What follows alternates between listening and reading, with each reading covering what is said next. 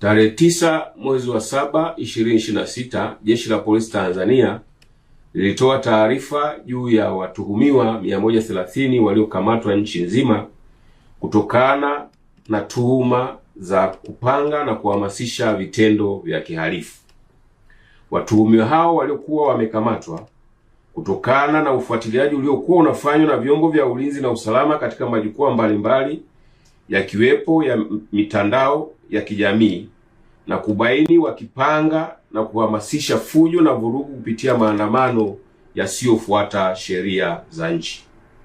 Ushahidi uliokusanywa kupitia njia mbalimbali ulionyesha kuwepo kula njama, kupanga kwa maneno na kwa vitendo kupitia mikutano ya ana kwa ana, mijadala ya klabu za mitandaoni ambayo hata waliofanikiwa kuingia waliyasikia, kuandaa na kusambaza jumbe mbalimbali kupitia mitandao na vipeperushi vilivyosambazwa maeneo mbalimbali.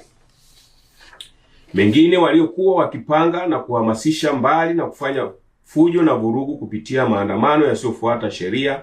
kanuni na taratibu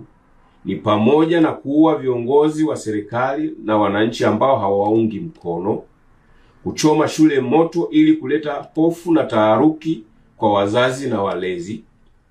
kulipua transfoma za umeme ili nchi iwe gizani, kukata miti ili kufunga barabara, kuzuia vyombo vya ulinzi na usalama washindwe kufika kwa haraka, kuzuia na kutoa msaada wa kiusalama maeneo ambayo walitakuwa wakifanya vitendo vya kihalifu, kuharibu na kuchoma moto mali za umma na watu binafsi waliokuwa wamewalenga, kushambulia askari wa vyombo vya ulinzi na usalama ili kuwapora silaha wazitumie kufanikisha malengo waliokuwa wamepanga. Vitendo kama hivi, kulingana na ushahidi uliokusanywa, unaonyesha uwepo wa tuhuma za makosa ya kigaidi. Kwa mujibu wa sheria, vitendo vya kigaidi kwa uchache ni pamoja na kula njama, kupanga na kuhamasisha kufanya vitendo vyenye kujenga hofu ili kusababisha hofu kubwa kwa watu, kupanga na kuhamasisha kujeruhi na kuua watu, kuhamasisha kupora silaha ili kuzitumia kufikia malengo na kuzuia huduma muhimu kwa kuharibu miundombinu. Kutokana na mazingira hayo, watuhumiwa hao waliokuwa wamekamatwa walianza kufikishwa mahakamani na hadi sasa waliofikishwa mahakamani ni 36, wakiwepo 4 waliokamatwa na vilipuzi 155 huko mkoani Iringa. Wengine wataendelea kufikishwa mahakamani, wakiwepo wale wanaoendelea kutafutwa kutokana na ushahidi uliokusanywa. Jeshi la Polisi kwa kushirikiana na vyombo vingine vya ulinzi na usalama litaendelea kutekeleza majukumu yake kwa weledi mkubwa kuhakikisha Watanzania na taifa linaendelea kuwa salama. Tarehe 9 mwezi wa 7 2026, Jeshi la Polisi Tanzania lilitoa taarifa juu ya watuhumiwa 130 waliokamatwa nchi nzima kutokana na tuhuma za kupanga na kuhamasisha vitendo vya kihalifu. Watuhumiwa hao waliokuwa wamekamatwa kutokana na ufuatiliaji uliokuwa unafanywa na vyombo vya ulinzi na usalama katika majukwaa mbalimbali yakiwepo ya mitandao ya kijamii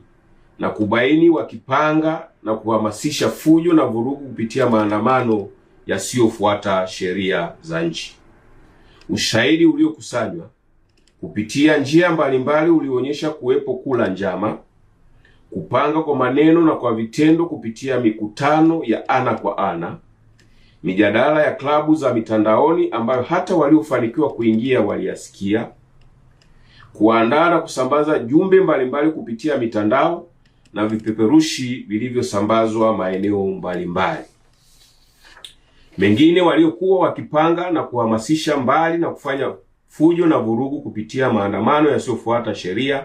kanuni na taratibu ni pamoja na kuua viongozi wa serikali na wananchi ambao hawaungi mkono, kuchoma shule moto ili kuleta hofu na taharuki kwa wazazi na walezi, kulipua transfoma za umeme ili nchi iwe gizani, kukata miti ili kufunga barabara, kuzuia vyombo vya ulinzi na usalama washindwe kufika kwa haraka, kuzuia na kutoa msaada wa kiusalama maeneo ambayo walitakuwa wakifanya vitendo vya kihalifu,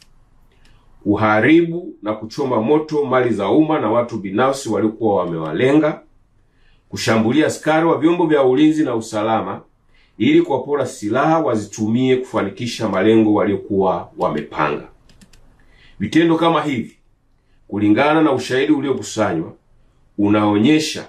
uwepo wa tuhuma za makosa ya kigaidi. Kwa mujibu wa sheria, vitendo vya kigaidi kwa uchache ni pamoja na kula njama, kupanga na kuhamasisha kufanya vitendo vyenye kujenga hofu ili kusababisha hofu kubwa kwa watu, kupanga na kuhamasisha kujeruhi na kuua watu, kuhamasisha kupora silaha ili kuzitumia kufikia malengo na kuzuia huduma muhimu kwa kuharibu miundombinu. Kutokana na mazingira hayo, watuhumiwa hao waliokuwa wamekamatwa walianza kufikishwa mahakamani, na hadi sasa waliofikishwa mahakamani ni 36,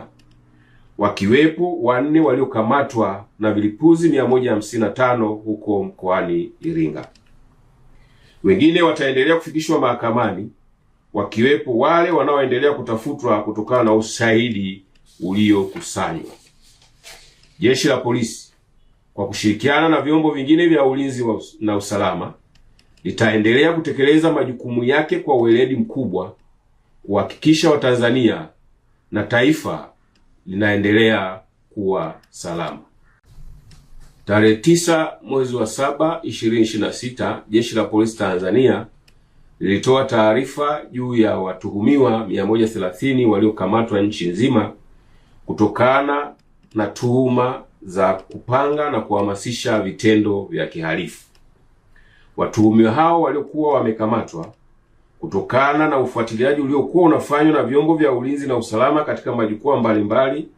yakiwepo ya mitandao ya kijamii,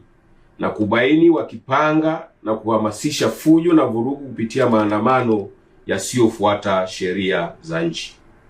Ushahidi uliokusanywa kupitia njia mbalimbali ulionyesha kuwepo kula njama, kupanga kwa maneno na kwa vitendo kupitia mikutano ya ana kwa ana, mijadala ya klabu za mitandaoni ambayo hata waliofanikiwa kuingia waliyasikia, kuandaa na kusambaza jumbe mbalimbali kupitia mitandao na vipeperushi vilivyosambazwa maeneo mbalimbali. Mengine waliokuwa wakipanga na kuhamasisha mbali na kufanya fujo na vurugu kupitia maandamano yasiyofuata sheria,